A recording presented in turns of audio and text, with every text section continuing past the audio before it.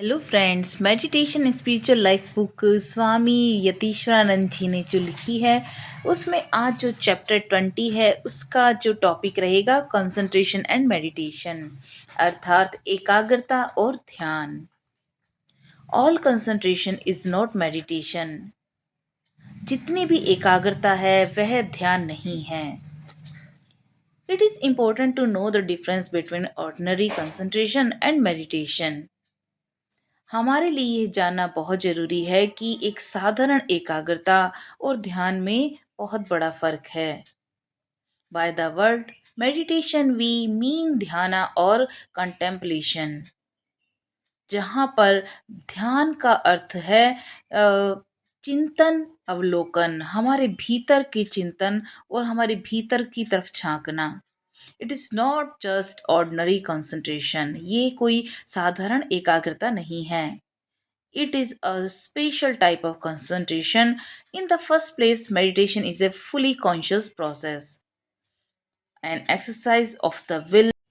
Secondly, meditation means concentration on spiritual idea, which presupposes that the aspirant is capable of rising above worldly ideas.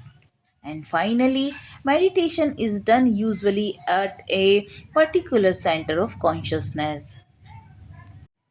तो सबसे पहले जो meditation अर्थात ध्यान है उसमें फुल्ली कॉन्शियस अर्थात पूर्णतः चेतनता जरूरी है। तो यह प्रोसेस है जिसमें हमारी जो इच्छा शक्ति है उसकी एक एक्सरसाइज है, उसकी एक निरंतर क्रिया है। सेकेंडली, जो मेडिटेशन है उसमें जो हम कंसंट्रेट करते हैं, जो एकाग्र अपना फोकस करते हैं, वह हमारे स्पिरिचुअल आइडियाज़ होते हैं, जिसमें एक जो ध्यानी होता है वह वर्ल्डली आइडियाज़ जितने भी दुनिया के से जुड़े हुए विचार होते हैं उससे बहुत ऊपर उठ जाता है।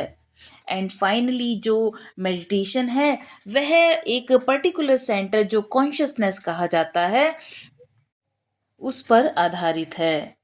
So it is clear that the true meditation is a Fairlie advanced state attend after long practice. तो ये जो मेडिटेशन है तो स्पष्ट हो जाता है कि यह बहुत ही एक एडवांस स्टेट होती है जो एक लंबी प्रैक्टिस के बाद ही मिल सकती है।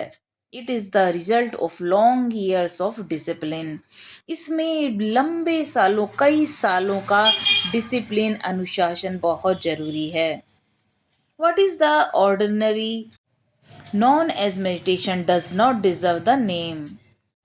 The mind is upset by various evil thoughts and tendencies, and worldly matter turn the mind away from the contemplation of God. तो हमारा जो मन है, चित्त है, हमारा जो माइंड है वह कई बुरे विचारों और टेंडेंसियों के थ्रू अपसेट होता रहता है, जिसमें कई वर्ल्डली मैटर्स होते हैं, दुनिया से जुड़े हुए कुछ चीज़ें होती हैं जो हमारी जो मानसिकता, हमारा जो दिमाग है उसको ईश्वर से दूर ले जाता है। To attempt time and again to draw the mind inward and fix it on God is the case with the majority of spiritual aspirant. तो इस प्रकार जितने भी आध्यात्मिक ध्यानी होते हैं वे अपने पर्याप्त समय का उपयोग करते हैं अपने जो सोच है, अपने माइंड को इनवर्ड ले जाने के लिए, जिससे वे भगवान के साथ ज़्यादा से ज़्यादा जुड़ सकें। Such a state is usually style meditation, really it is pratyahara withdrawing the outgoing mind. तो ये है प्रत्यधारा जो हमारे दिमाग को, हमारे मन को बाहर की ओर जाने से रोकता है। To keep the mind in the contemplation of the same thought for a short space of time is the next stage called dharana. अगली स्टेज होती है धारणा, जिसके अंदर हम अपने माइंड को एक गहरे चिंतन की ओर एक शॉर्ट पीरियड ऑफ टाइम में लेके जाते हैं। When the outgoing tendencies are controlled and the mind flows continuously as a current in the contemplation of God, it is real meditation or dhyana. जब हम पूरी तरह से कंट्रोल कर लेते हैं, हमारी जितनी भी बाहर की तरफ जो जाता हुआ मन है उसको कंट्रोल करके सिर्फ और सिर्फ लगातार ईश्वर पर जब हम ध्यान लगाना शुरू करते हैं, उनकी ओर चिंतन करने शुरू करते हैं, तो ये असली ध्यान और मेडिटेशन कहलाता है। The concentration of a worldly man on his gross material gain, profit, and enjoyment. The concentration of a scientist on his experiments, as for instance, on the structure of an atom or the constitution of a plant, the concentration of a psychologist on the movement and laws of thought, the concentration of a yogi on the analysis of the ego and the non ego. All these are but different forms of concentration. Concentration या एकाग्रता एक worldly man के लिए एक gain हो सकती है, एक प्रॉफिट हो सकता है, एन्जॉयमेंट पर वह फोकस या एकाग्र हो सकता है। और जहाँ तक साइंटिस्ट के कंसंट्रेशन की बात है, वो अपने एक्सपेरिमेंट पे कंसंट्रेशन करता है।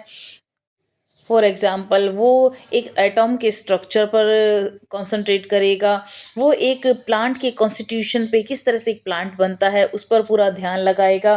तो ये अलग अलग उदाहरण हैं कि एकाग्रता और कंसंट्रेशन क्या है।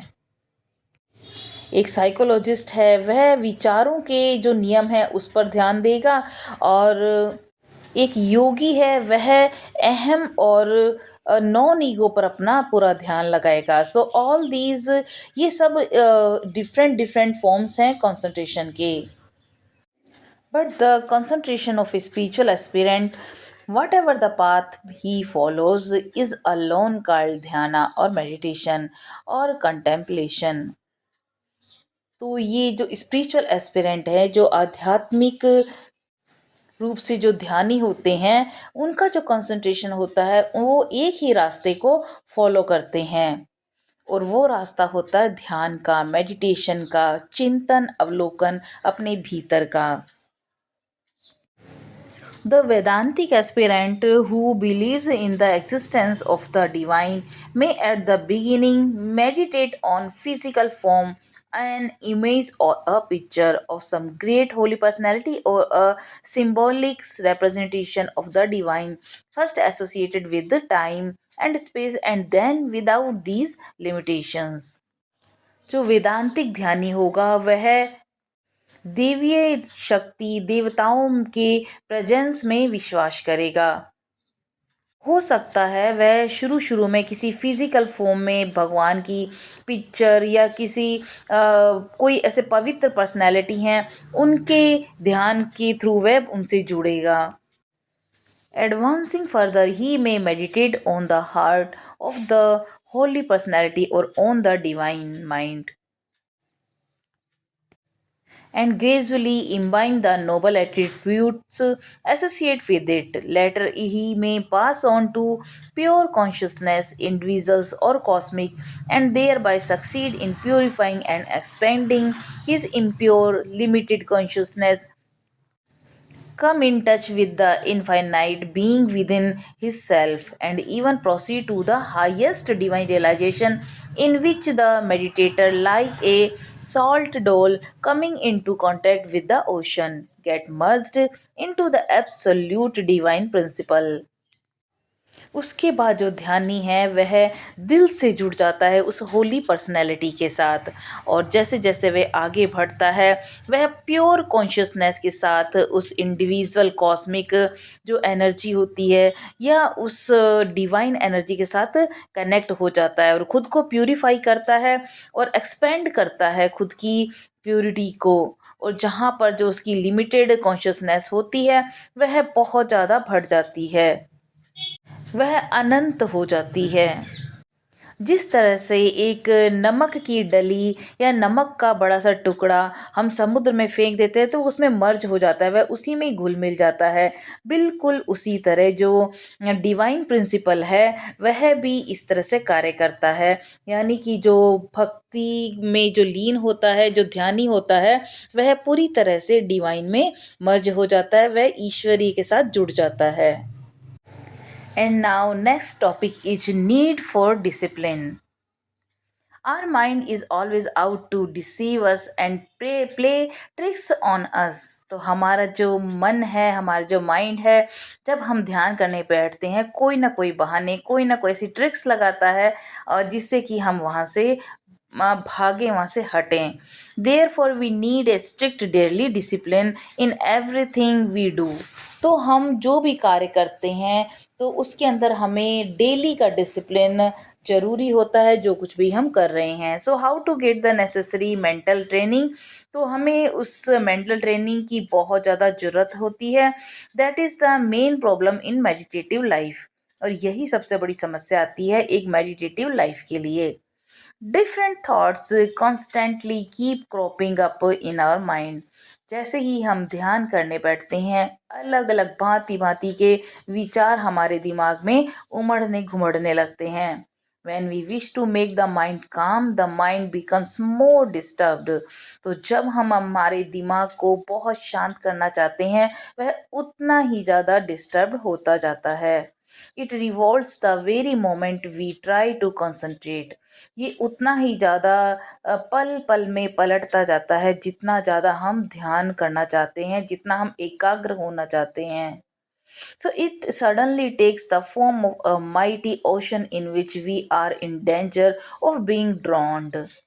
तो ये उसी समुद्र में की तरह होता है जिसमें कि हम खुद को एक डेंजर स्थिति में डूबा हुआ सा महसूस करते हैं. The whole surface of the mind is disturb by strong thought waves. तो हमारा जो माइंड है वह बहुत खतरनाक कई सारे विचारों की धाराओं में बहने लगता है.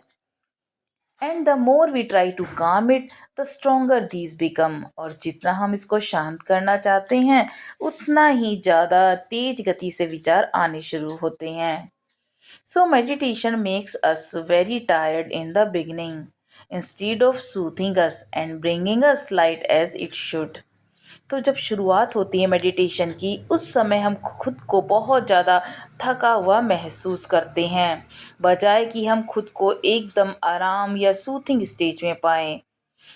तो ये है bringing us light as it should. तो ये हमें एक लाइट में लाने की कोशिश करती जैसा ये होना चाहिए.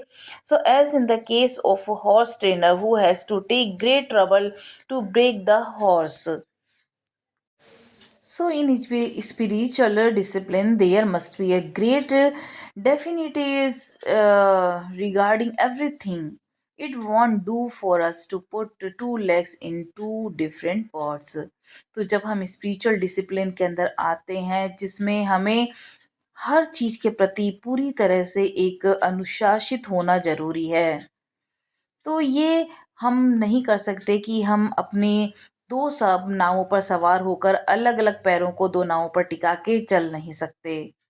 सो we must learn to follow one course definitely. तो हमें किसी एक कोर्स को निश्चित रूप से सीखना ही होगा, वो भी step by step without vacillating if we wish to reach the goal one day. तो इस तरह से हम एक दिन अपने जो गोल पर पहुंच ही जाएंगे.